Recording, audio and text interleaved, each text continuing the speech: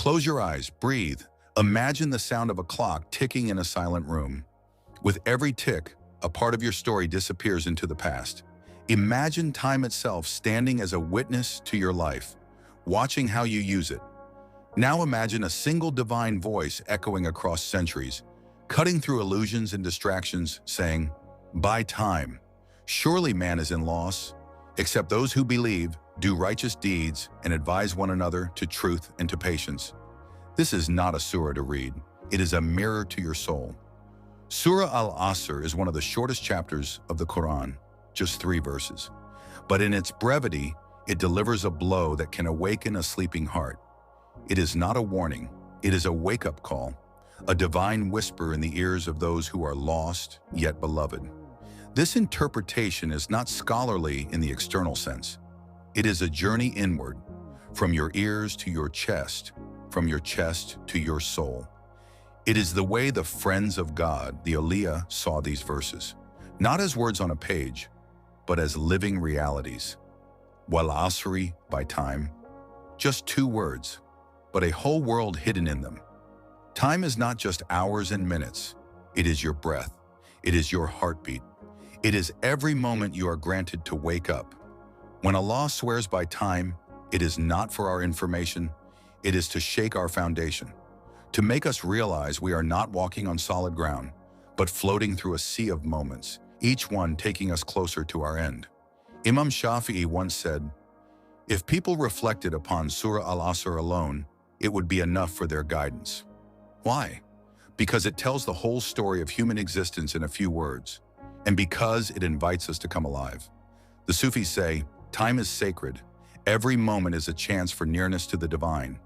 But if misused, every moment is a curtain between you and your true self. Innal insana lafi khusrin. Indeed, man is in loss. It's not just some people. It's not criminals or disbelievers alone. It is all of us, all of humanity, drowning in loss. Why? Because we forget. We forget why we were created. We chase shadows, gather things we cannot keep, and ignore the soul that cries within us. Loss here is not only financial or material. It is spiritual erosion, the loss of clarity, the loss of purpose, the slow fading of the light in the heart. In the Sufi tradition, this verse is the diagnosis of the spiritual condition of man. The heart is asleep. The soul is suffocating. The body moves, but the spirit is lost. And yet the next verse is like a breath of air after drowning. Illa alladhina amanu, except those who believe. Belief is not just a statement, it is a transformation. It is when something shifts inside you, when you stop seeing with your eyes and begin to see with your heart. The Sufis say, real belief is not inherited. It is discovered, it is tasted, it is cried for in the silence of night. It is when you feel in the core of your being that you are not alone, that you belong to something greater, that you have a purpose beyond survival. Faith is the first candle in the dark tunnel of loss. Wa'amalu salihat, and do righteous deeds. Good deeds are not only what is seen.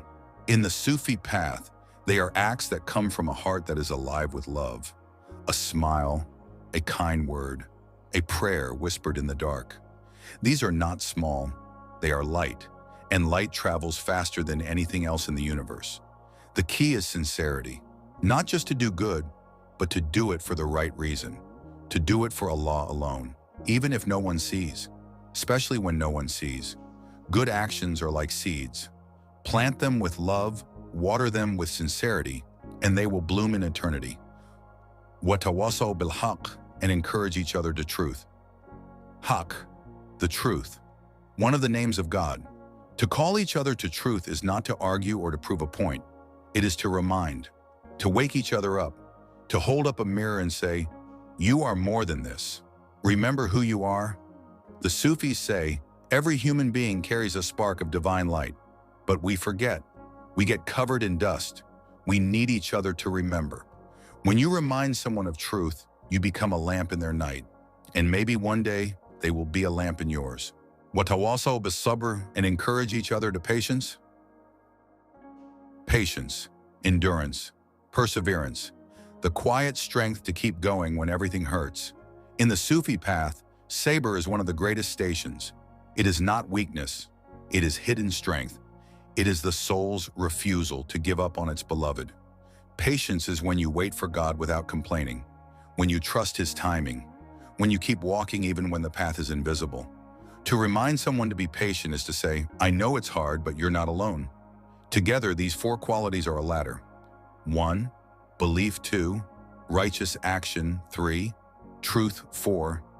Patience. Each step takes you higher. Each step pulls you out of loss.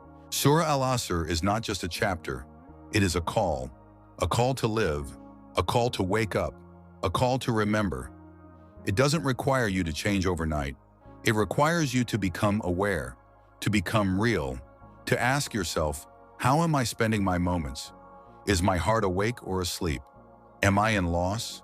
Even one moment of true awareness can begin the transformation. Even one heartbeat of sincerity can shift your path. Time is not your enemy.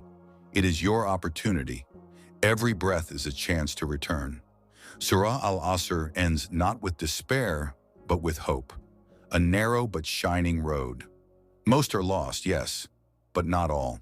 You can choose to step out of the flood. You can choose to remember. And once you do, you will see everything differently. The ticking clock will no longer bring fear. It will bring purpose. Your actions will carry meaning. Your words will carry light. And your heart will carry peace. Let this be your moment. You are not late, not yet. You still have time. Time to believe. Time to love. Time to forgive. Time to wake up. Take this moment. Hold it. Let it melt into your chest. Let it open a window in your soul. Whisper to yourself, I am not in loss. I remember who I am. If this reflection moved you even a little, don't let it fade. Share it. Live it. Remind someone.